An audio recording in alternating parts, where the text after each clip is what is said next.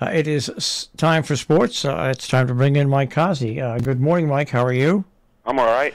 None of the teams we picked yesterday played yesterday, so last night. So we'll have to wait till next week to see how we do with the picks. Yep. All right. Fun game to watch though last night. That game turned on that one play, the 99-yard run back for a touchdown on the interception. Didn't see it. It was fun to watch. I didn't. First of all, it was on that Amazon TV. Yeah, it's on. Yeah. I will not spend 1 penny extra to watch any sport. No. All right. Well, and I haven't watched football in 5 years, so I don't even know. Okay. So anyway, so that happened. That was exciting last night. Let's take a look at some racing here this weekend. Yeah, they're running at the den of hell known as Aqueduct. Not much racing going on. I got one race. It's the Caesars Jockey Club Derby Invitational. I don't know what that means. It's a Grade 3. It's a light field. There's only 6 horses in the race. You go down to the rail, and you have Classic Causeway, who's the speed of the race. It's a 3-turn race, even though it's a mile and a half, and speed is very good going 3 turns, especially when you're the lone speed, like Classic Causeway. I expect him to lead every step of the way. Unfortunately, he's not going to pay anywhere near the $54 price he paid 2 races ago. If you get $6 for this, it's going to be big. The only other horse in here I think has a shot is the horse that beat him last time up at Saratoga, Nation's Pride, who's even money. So if they run 1-2, the exact is going to be very, very small. Pick one way to play the exacta straight, and that's with Classic Causeway on top. Put a few bucks on Classic Causeway to win and hope for the best. So that's it for racing for the weekend. They have another race with 5 horses in it. I'm not even going to waste our time on that.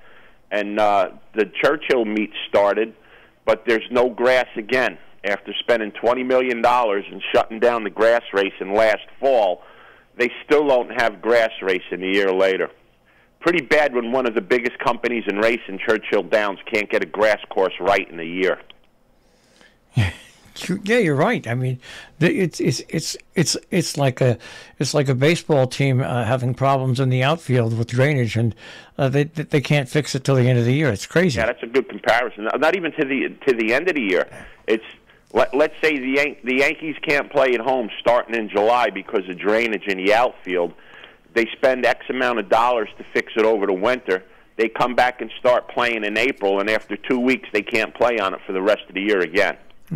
Just remember, you baseball fans, what happened to Mickey Mantle when he was a young player out in the outfield of the Yankees.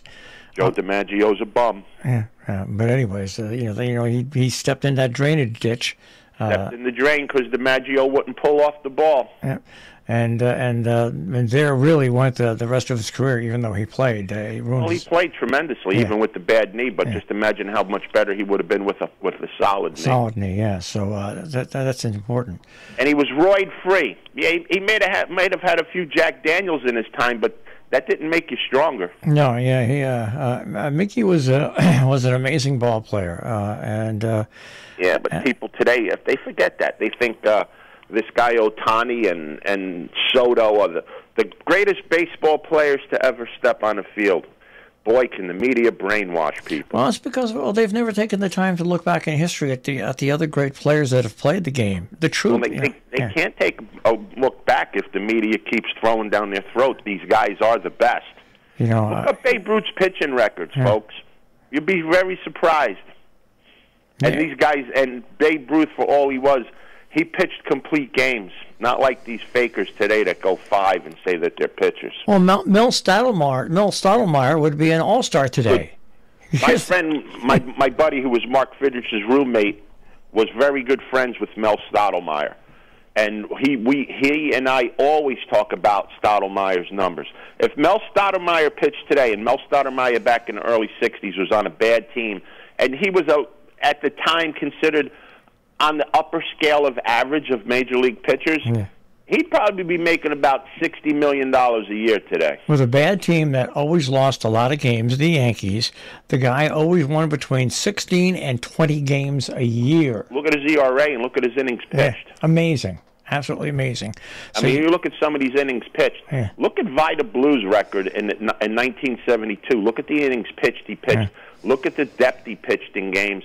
I can't tell you how many times he went 9 innings. And not only did he go 9 innings, I think there was 3 games that he pitched 11 innings. Mm. And he lost 3 of them, and he lost 2-1. Yeah.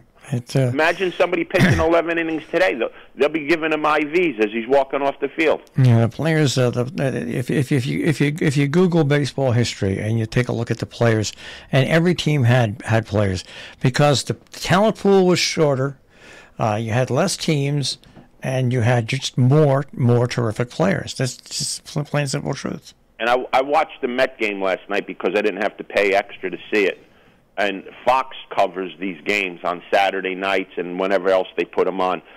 What would you think if they went up to Bob Gibson and said, "Hey, Bob, how about we stick this microphone in your ear and we talk to you between pitches?" Like they did with Lindor last night. How would you like to stick a microphone in your shortstop's ear, talk to him live while he's on the field? I think it kind of would break up your concentration. Don't you think a little bit? I think Bob Gibson would take the microphone and stick it in the person's ear who asked him to. Well, I told my buddy, I said he'd take the microphone, put it on the ground, step on it, and walk away. And by the way, yesterday, honoring Roberto Clemente.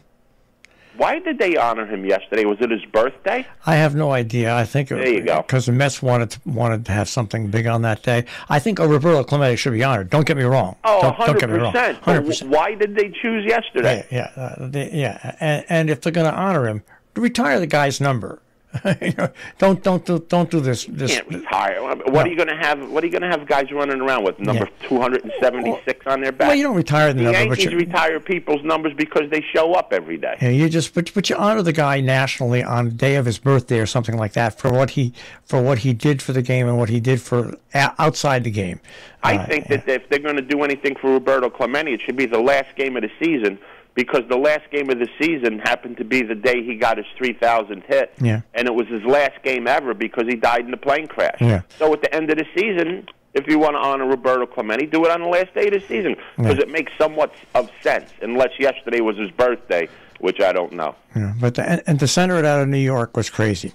They all did it. It wasn't just New York. I know, but it should have been centered out of Pittsburgh. That's where he played. That's where he played. Do you think? Yeah, I mean, maybe they did it in New York because the Pirates were playing the Mets yesterday. But then why not do it on the day when the Pirates are home? That's exactly right. That's what I say. Doing baseball makes no sense. Yeah. They're banning shifts. They're banning hitters' opportunities to swing the other way and get an extra 40 hits a year and hit 400. They're making the bases bigger. They want to move the pitching mound back. They want to move the fences in to 200 feet. I mean, come on. Baseball is shot. Yeah. All right, there. I want you to have a good weekend. We'll see how you do with the picks. Yeah, we got one. Let's hope we win it. All right, Mike. Take care. Take care, guys. Mike Cosby with a check on our racing picks today here on the Breakfast Club on Robin Hood Radio. And while we're talking sports, why not? Why not talk about sports? And I will talk about that NFL game yesterday, where really the game came down to really one big play. One big play in that game was the game that made a difference. Okay, was the play that made a difference, and that was that interception that he had, a 99-yard pick six. Food is my obsession. Again, quick tempo. And kicked off at the 1 yard line. And with HSN.com, it's never been easier to craft a restaurant-quality dish right from your home. Discover my cooking demonstrations to help you cook simple. For the touchdown.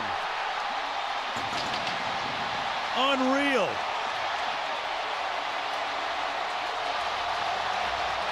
I think we should. That deserves a clean playback once again.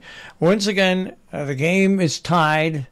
The Chargers are on the Kansas City 1 yard line, and this happens. Big guy to bring down. Again, quick tempo and picked off at the 1 yard line. That is Watson out in front. Snead to protect him as well. All the way for the touchdown. Unreal. Unreal is right. What a way to win the game. What a way to win the game. So the Chiefs over San Diego. In baseball, let's go back to baseball. The Astros over the Athletics 5-2.